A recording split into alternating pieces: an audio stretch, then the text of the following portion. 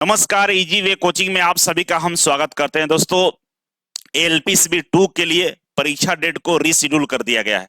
पिछला जो परीक्षा हुआ था वो हुआ था आपका मार्च में, 19 मार्च को डिसाइडेड था, लेकिन कैंसिल कर दिया गया था और अब रीशेड्यूल करके मई में कर दिया गया है। 2 मई और आपका 6 मई को एग्जाम होने वाला है, जैसा कि नोटिफिकेशन में दिया गया है।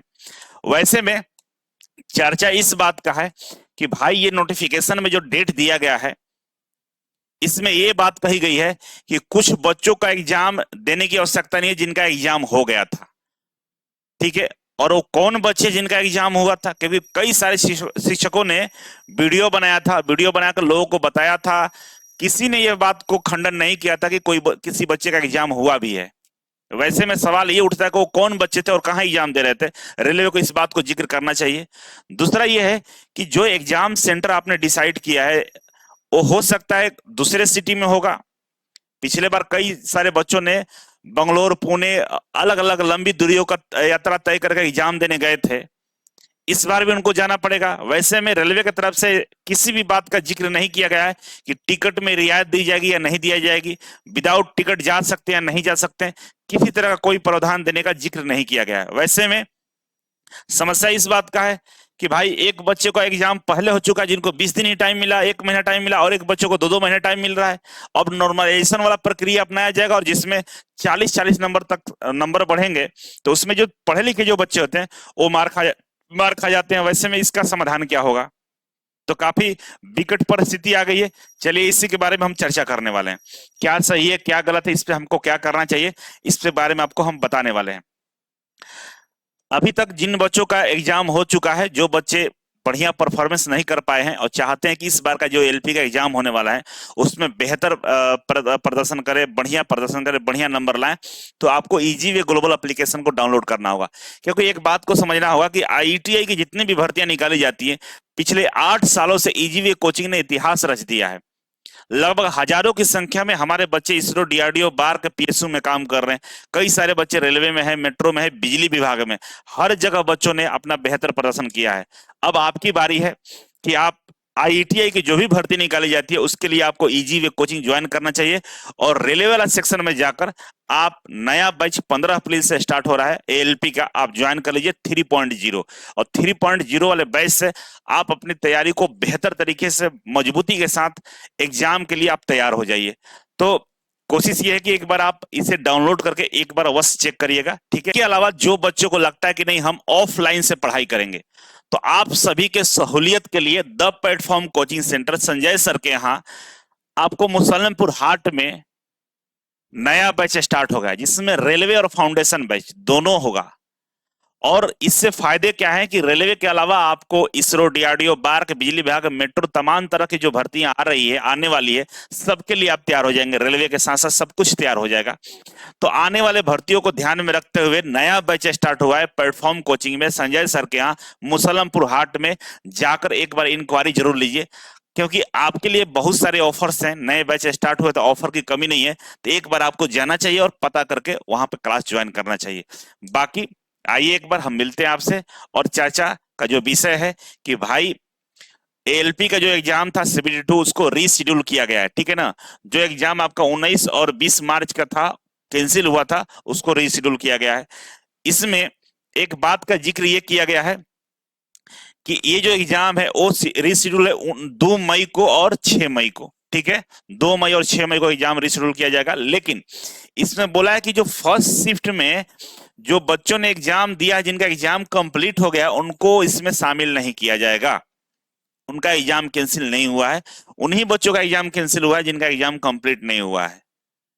तो वैसे में सवाल ये होता है कि कई सारे बच्चे हैं जो इस बात के लिए आकांक्षित थे कि भाई जो एग्जाम में प्रॉब्लम हुआ था इस वजह से सारे एग्जाम कैंसिल है, वो तैयारी कर रहे थे और उनको आप परीक्षा से वंचित कर रहे हैं। और उन बच्चों को मात्र 20 दिन का ही टाइम मिला था, 30 दिन का ही टाइम मिला था तैयारी करने के लिए। अब यहाँ पे आप देख सकते हैं 2 मई और 6 मई को जो एग्जाम होगा, इनके लिए काफी समय मिल गया है। तो नॉर्मलाइजेशन की प्रक्रिया अपनाई जाएगी। वैसे में किसी बच्चे का 40 नंबर बढ़ जाएगा और किसी बच्चे का 10 नंबर घट जाएगा। किसी को 20 दिन 25 दिन टाइम मिला, किसी को 2 महीना टाइम मिला तैयारी के लिए।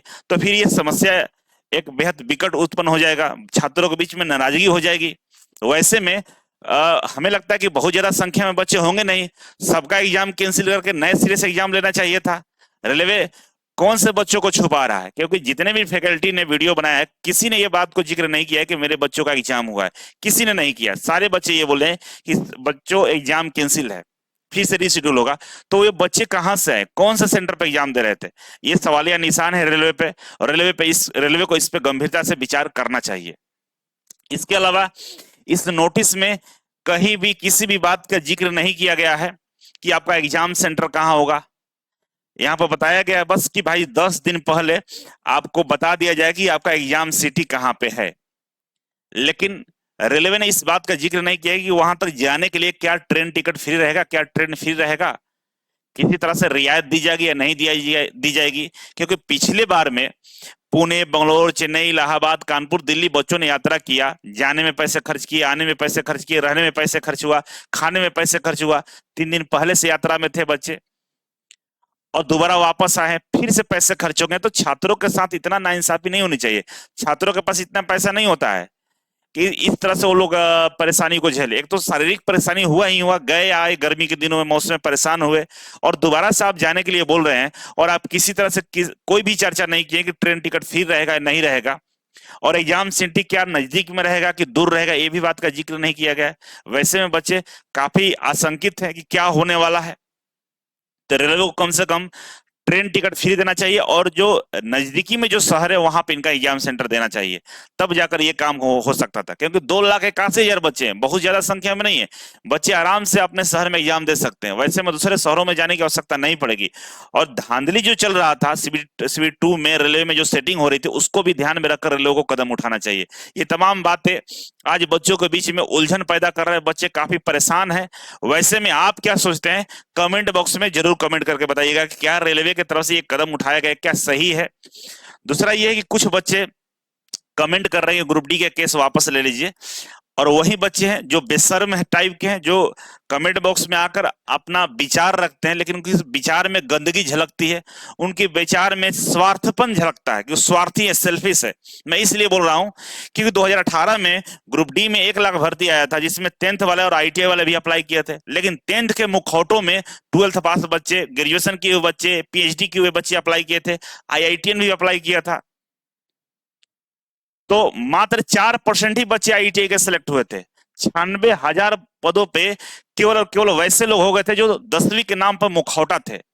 मिनिमम क्वालिफिकेशन 10वीं था, लेकिन उन्होंने ग्रेजुएशन तक करके रखा था। CGL का, SSC का तैयारी करने वाले बच्चे सिलेक्ट हो गए थे, और कई सारे हजारों की संख्या में बच्चों ने नौकरी भी छोड़ दिया। नुकसान किसका हुआ? ITI बच्चों का हुआ। तो रेलवे को तय करना पड़ेगा, या तो ओनली 10वीं के अलावा अगर आपने 11th 12th भी किया है तो आप पे FIR हो, आपकी नौकरी चली जाएगी। ITI छात्रों के लिए छूट रहेगा कि ITI के साथ आपने ग्रेजुएशन भी किया है तो कोई दिक्कत नहीं, आपने ITI किया है चलिए, लेकिन यहाँ पर कंडीशन डालना होगा। हम केस वापस क्यों लेंगे? ITI बच्चों की न्याय की बात कही जा रही है। आपको एग्जाम लेट होने से इतना प्रॉब्लम है, किसी का नौकरी ही नहीं मिला, किसी का अधिकार था उस अधिकार को ही छीन लिया गया, उसके लिए कोई आपके पास सहानुभूति नहीं है। कमेंट करना बंद करिए, और ITI छात्रों से कहना चाहते हैं कि एक बार पिछले बार 1 लाख में से आप लोगों को 4,000 का सिलेक्शन नहीं हुआ था, इस बार 28,000 बच्चों का सिलेक्शन होगा ITI का। खुशी मनाइए और इन बच्चों को जवाब देने का प्रयास करिए, बेशर्मों को जवाब दीजिए। ये लोग आकर चाहते हैं कमेंट करके हमारे मकसद को, हमारे मिशन को, ITI बच्चों को छल को रोक देंगे, रुकने वाला नहीं है। आप ITI बच्चों को छल नहीं कर सकते हैं। ITI बच्चे अब जागरूक हो गए हैं, अपने अधिकारों को मांग करते हैं, लड़ाई लड़ना जानते हैं, और उनकी ताकत आज यहां तक है कि पूरे रेलवे और पूरे सिस्टम को हिलाकर रख दिए हैं। हर बार हम ही बर्दाश्त नहीं करेंगे, हम ही चुप नहीं रहेंगे। और औकात है आपकी, औकात की बात करते हैं तो अपना जरा सर्टिफिकेट दिखाइएगा कि क्या आप केवल 10th पास हैं। ऐसा नहीं होगा, आज के जमाने में केवल 10th पास बच्चे हैं ही नहीं। आप नकाब पोष हैं, आप नकाब पहने हुए 10वीं का और चिल्ला रहे हैं। आपका एज निकला जा रहा है, इसमें मेरी जिम्मेदारी नहीं है। इसके लिए जिम्मेदार इस देश का सरकारें हैं, जो आपको बेरोजगार आप बैठे हुए हैं, और आपकी खुद की जिम्मेदारी है। आप बेरोजगार किस लिए बैठे हुए हैं? उसके लिए आपका एज निकला, आप कुछ काम करिए, तो प्रयास करिए। केवल ग्रुप डी में ही जाने के लिए बैठे थे क्या? तो इस तरह की भाषा का प्रयोग ना करें। सबको करने आता है, सब लोगों को पता है, रोने गाने और गाली देने किसको नहीं आता है। तो आईटीआई छात्रों से निवेदन है कि आप लोग ऐसे लोगों को, ऐसे बेशर्म लोगों को जवाब देने का प्रयास करिए, बैठिए नहीं। और नीचे लिंक, टेलीग्राम ग्रुप का लिंक है, जाकर टेलीग्राम ग्रुप ज्वाइन करिए, वहां पर अपनी ताकत को मजबूत करिए। बहुत बहुत धन्यवाद, थैंक यू सो मच। मिलते हैं अगले वीडियो में, तब तक के लिए नमस्कार।